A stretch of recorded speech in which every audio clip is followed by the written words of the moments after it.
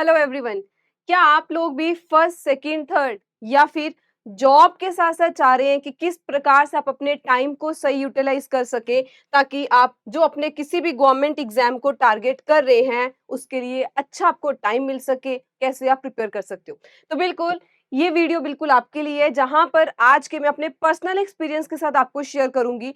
तो पहले वीडियो की स्टार्टिंग कुछ इस प्रकार होगी कि पहली बात, अगर आप अपनी सेकंड या थर्ड ईयर या फिर अपनी कोई जॉब, प्राइवेट जॉब या कोई भी एक प्रकार की आप जो जॉब कर रहे हैं, उसके साथ ये सोच पा रहे हैं कि मुझे जो है अपनी ड्रीम जॉब जिसके लिए आप मेहनत कर रहे हो उसमें शिफ्ट होना है, उसकी तैयारी स्टार्ट करनी है, तो डेफिनेटली फर्स्ट पहली बात तो आप अचीवर्स हो कि आप इतनी बात सोच पा रहे हो।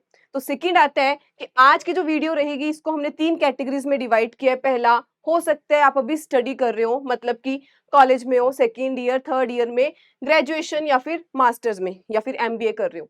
सेकंड कैटेगरी की वो एस्पिरेंट्स होंगे जो कहीं ना कहीं वर्क कर रहे हैं, प्राइवेट सेक्टर या फिर पब्लिक किसी भी गवर्नमेंट सेक्टर में काम कर रहे हैं। और तीसरी कैटेगरी है जो कि कोई अभी काम नहीं कर रहे, मतलब कि जिनकी डिग्री हो चुकी है, जस्ट वो कंप्लीट अपना टाइम जो है वो प्रिपरेशन फेज में दे रहे हैं।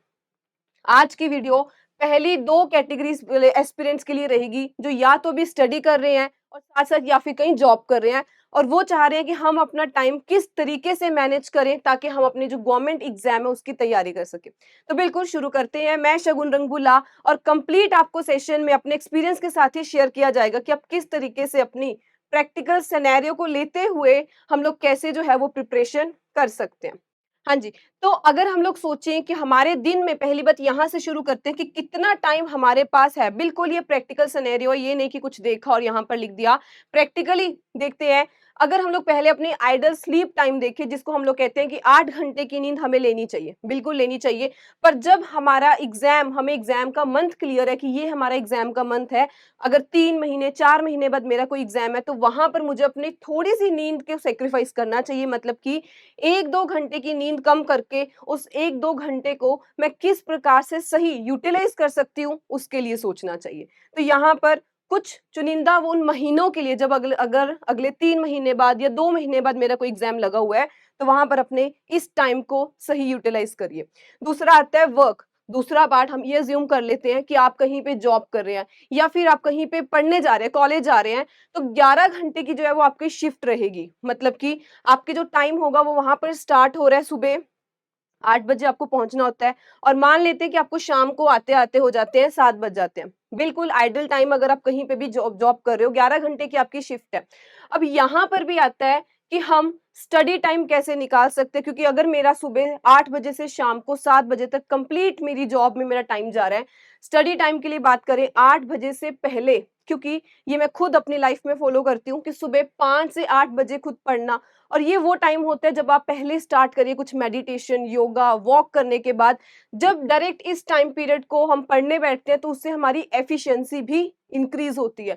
तो बिल्कुल 5 से 8 कहें या फिर 5 से 7 बजे तक आप अपना पढ़िए, तो 2 घंटे आप अपने यहाँ पर सही यूटिलाइज कर सकते हैं इन द मॉर्निंग। और 8 से 10, माने भी आप 7 बजे भी आ रहे हैं, तो 8 से 10 जो है राहत में वो पढ़ने बैठ जाइए। और क्योंकि जब हम लोग एस्पिरेंट फेज में होते हैं, प्रिपरेशन फेज में होते हैं, तो वहाँ पे सबसे ज़्यादा ज़रूरी जो होता है ना, वो होता है अपनी नींद को, स्लीप साइकिल को मेंटेन करना।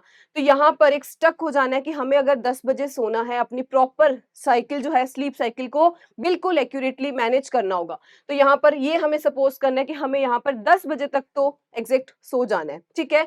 इसके बाद हमारे पास आता है, चलिए, तो उसके बाद आते हैं कि कैसे हम लोग कुछ वो टाइम, ये स्टील टाइम वो होता है, मतलब कि कुछ टाइम को चोरी करना, ये वो टाइम होता है जो कभी शायद हमारा अपना होता ही नहीं है। जैसे कहीं बैठ के बातें करने लग जाना, ये कुछ भी हम कहें, अगर हम लोग जॉब कर रहे हैं या फिर अब अगर हम लोग स्टडी कर रहे हैं, तो उस चीट टाइम को हम किस प्रकार से सोना बना सकते हैं, डायमंड बना सकते हैं, वो हम लोगों पे है। तो देखते हैं कि हमें स्टील कैसे अपना टाइम कुछ अच्छे वे में उसको यूटिलाइज़ कर सकते हैं। पहला आता है, आइडियली 1 घंटे की लंच ब्रेक रहती है हर जगह, तो लगा लेते हैं कि 1 से 2 बजे तक जो है वो आपकी लंच ब्रेक है। अब इस टाइम में लंच करने के बाद आप अपने जो है कुछ, हमारे जैसे करंट अफेयर्स के सेशन होते हैं जिसकी मैराथन हमारे पास अवेलेबल होती है, पीडीएफ्स होती है, या फिर जो कुछ 15 से 20 मिनट के कुछ सेशंस होते हैं, वो हम लोग इस टाइम में बढ़िया से कर सकते हैं। या फिर अगर कोई एग्जाम है, उसके 15-20 क्वेश्चंस हैं, उसको एनालाइज़ करिए, उसको अटेम्प्ट करिए। तो यहाँ पे यही आता है कि रीड पीडीएफ अपने मोबाइल फ़ोन पर, अपने टैबलेट्स पे, वहाँ पे जो है इस टाइम में आप 15 मिनट भी अगर हम मानते हैं आप उसको अपने लंच के लिए दे रहे हो, 20 मिनट, आधा घंटा दे रहे हो, पर बचा आधा घंटा तो हम लोग जो हमारा वेस्ट में जाएगा उसको हम लोग इस प्रकार से यूज़ कर सकते हैं।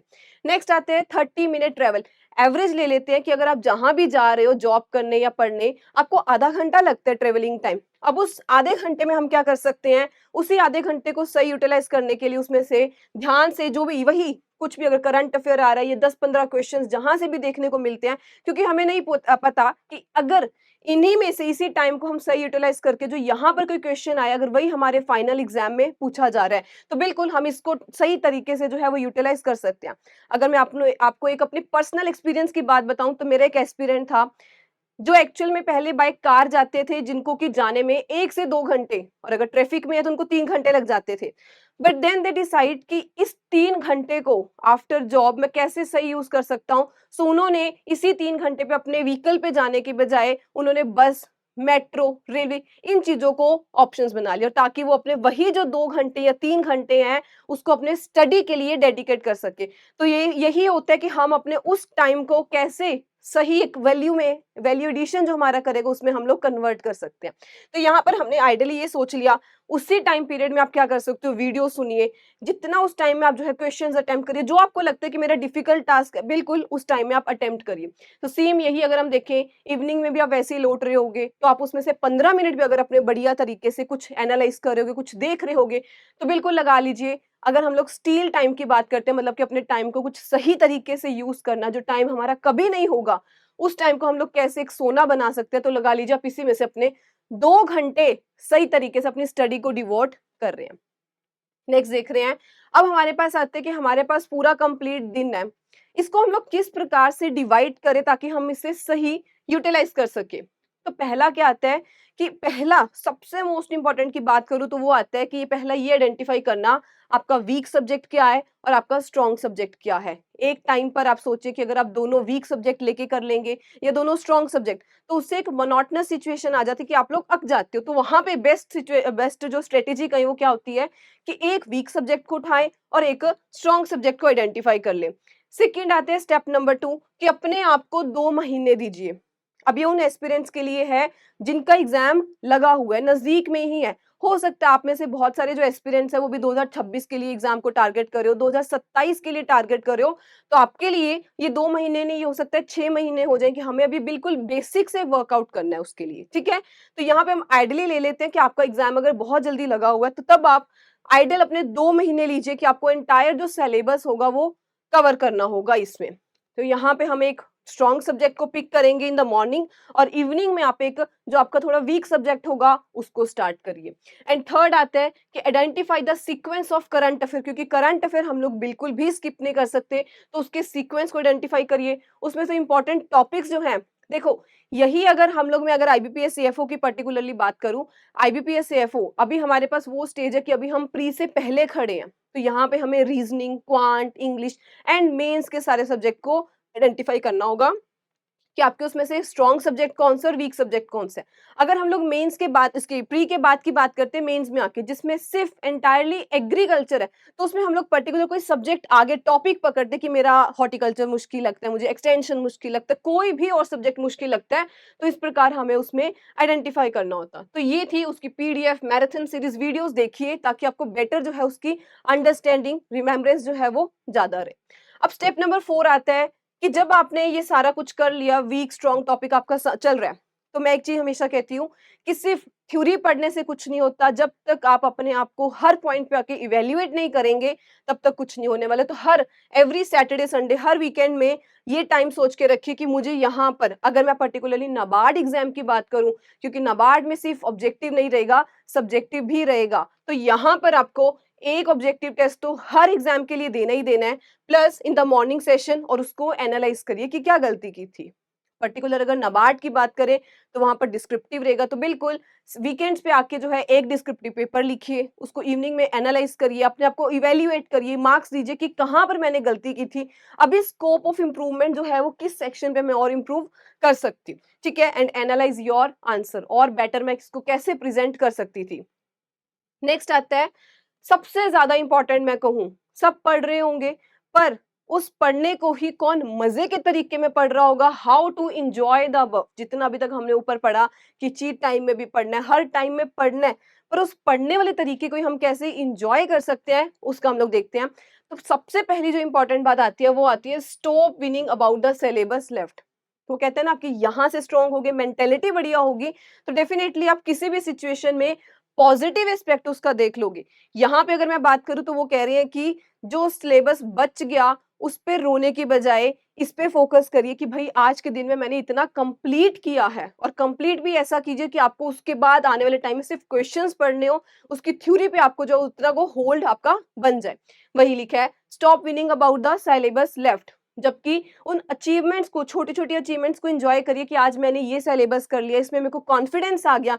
नेक्स्ट डे जो है मैं इसको पकड़ूँगी, ये मेरा भी स्ट्रॉन्ग जो है वीक सब्जेक्ट है, इस पे मैं और बढ़िया जो है कैसे लर्न कर सकती हूँ, उन तरीकों पर वर्क करिए। तो enjoy the small achievements. Second आता है stop comparison, stop comparing with others on social media. सबसे फेक कहें या जहाँ पर वो प्लेटफ़ॉर्म जहाँ पर सब अपने आप को सबसे बढ़िया दिखाने पर लगे हुए हैं, तो उस प्लेटफ़ॉर्म पर जाके गलती से भी कभी कंपैरिजन मत कर लेना कि यार उसका तो ये हो गया, उसका ये हो गया। स्टॉप कंपैरिजिंग। इवैल्यूएट करना ही हो तो अपनी परफॉर्मेंस को हर तरीके से हर दिन इवैल्यूएट करिए। कहते हैं ना कि हर दिन अगर 1% इंप्रूवमेंट कर रहे हैं, तो डेफिनिटली वो दिन आएगा जब हमारे अंदर ही 100% इंप्रूवमेंट एक दिन देखने को मिलेगी। तो बिल्कुल अपने आप को इवैल्यूएट करिए हर दिन, और अपने आप से वो डिफिकल्ट क्वेश्चंस पूछिए जिसका आपको लगता है कि मैं आंसर नहीं दे पा रही हूँ, उस आंसर को ढूँढिए कि क्या उसका आंसर हो सकता है। अगर मैं कहूँ मेरे लिए डिफिकल्ट सब्जेक्ट है या कुछ भी मैं कहूँ, उसका आंसर ढूँढिए कि क्यों मेरे माइंड में ये चीज़ बैठी है, ये डिफिकल्ट है, मैं इसको किस प्रकार से सॉल्यूशन में इसका क्या ढूँढूँ कि मैं इसको ईज़ी सब्जेक्ट बना सकती हूँ।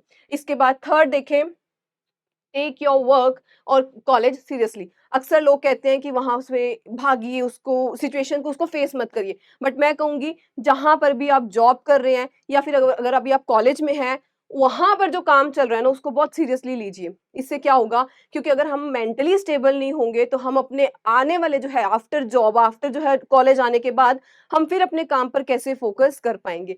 तो यहाँ पे क्या आता है, व्हाट यू लर्न देयर वो रिलेवेंट है, डेफिनिटली इट विल मैटर। क्योंकि अगर आप जॉब में आप ढंग से परफॉर्मेंस नहीं देंगे, तो आप कैसे एक्सपेक्ट कर रहे हो कि जब आप मेंटली स्टेबल नहीं हो, आपको घर आके भी वही कई बातें जो है उलझ रही हैं, तो आप अपने यहाँ पर स्टडी पे फोकस नहीं कर पाओगे।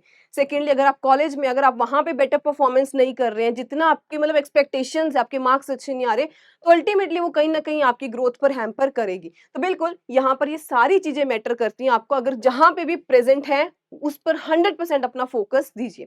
And last but not the least, सबसे बड़ा हथियार कहें कि 100% प्रिपरेशन कभी भी इंश्योर नहीं करेगी कि आपको सक्सेस मिलेगी। कहीं नहीं लिखा कि 100% हम सब पढ़ के जाएँगे, हम सब प्रिपेयर करके जाएँगे तो हमें सक्सेस मिलेगी।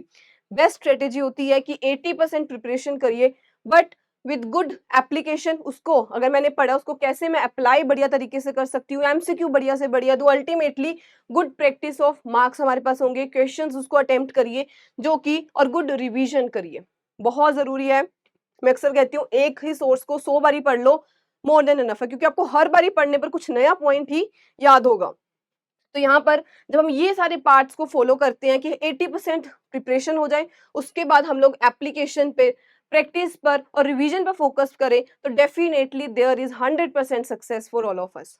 तो आई होप जितने भी एस्पिरेंट्स थे जो जॉब के साथ या कॉलेज के साथ साथ अपने गवर्नमेंट एग्जाम्स को टारगेट करें, तो बिल्कुल you are all are achievers, जो कि अभी से ही आप इतना सोच के चल रहे हैं। एंड डेफिनेटली कंपटीशन है, but yes, with good strategy, with good mindset आप जो है कुछ भी अचीव कर सकते हो। So I wish you very good luck for your upcoming exams, और इसी प्रकार की और वीडियोस के लिए हम लोग जल्दी मिलते हैं। तब तक take care, bye bye, and thank you so much everyone.